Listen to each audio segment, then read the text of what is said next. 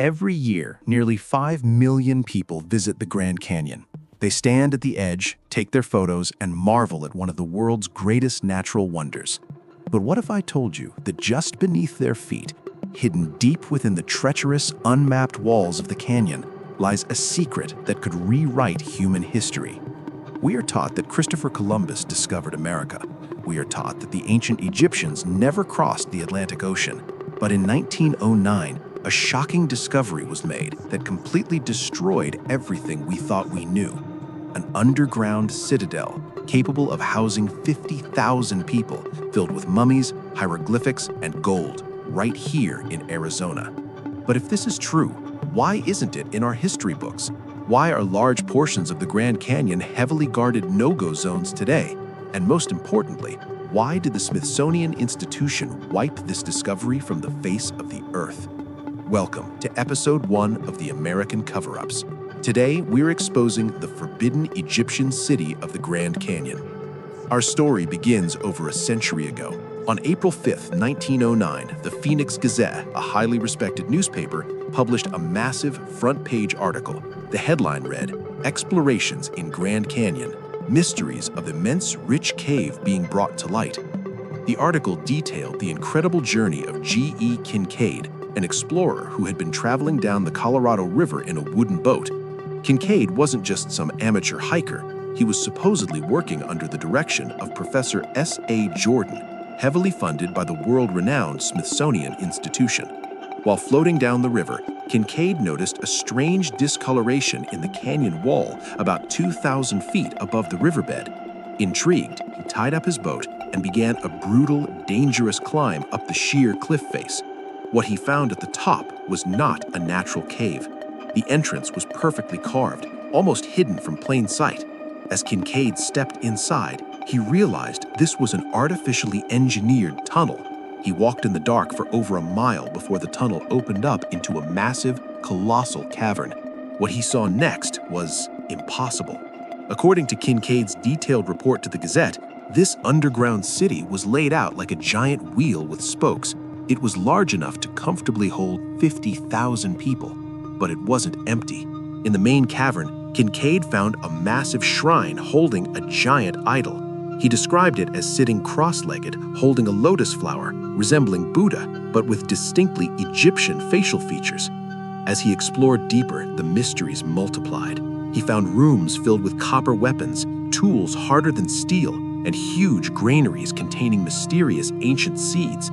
He found walls entirely covered in hieroglyphics, the exact same writing used by the pharaohs of ancient Egypt. And then he found the crypts.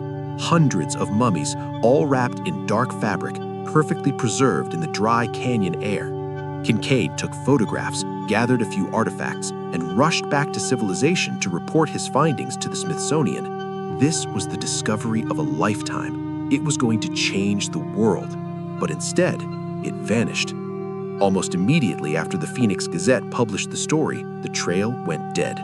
No follow-up articles were ever published, no photographs were ever released to the public.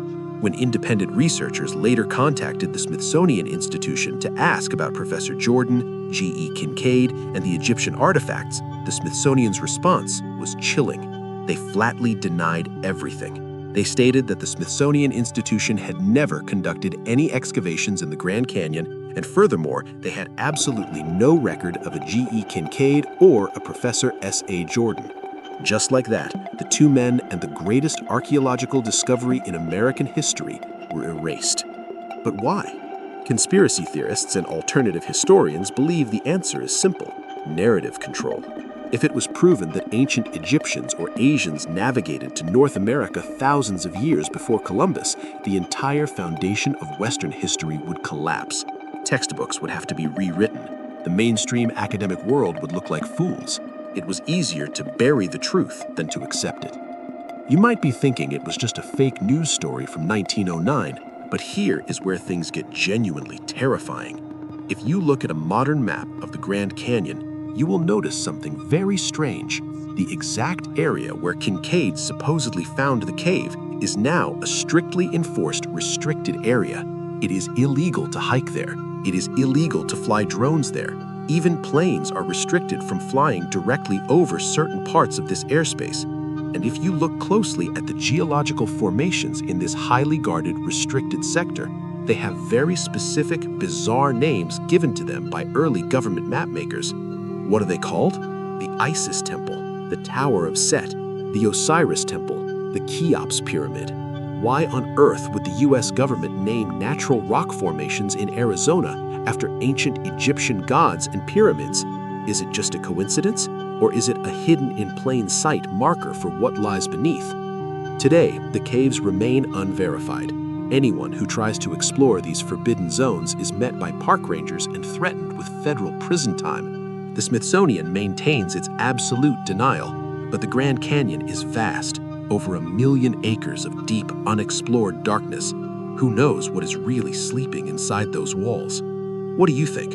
Was the 1909 article a massive hoax, or is the Smithsonian hiding the true history of America? Let me know your theories in the comments below. If you want to uncover more lies, hit that subscribe button and turn on notifications. Join me next time on the American Cover-Ups. Stay curious and trust nothing.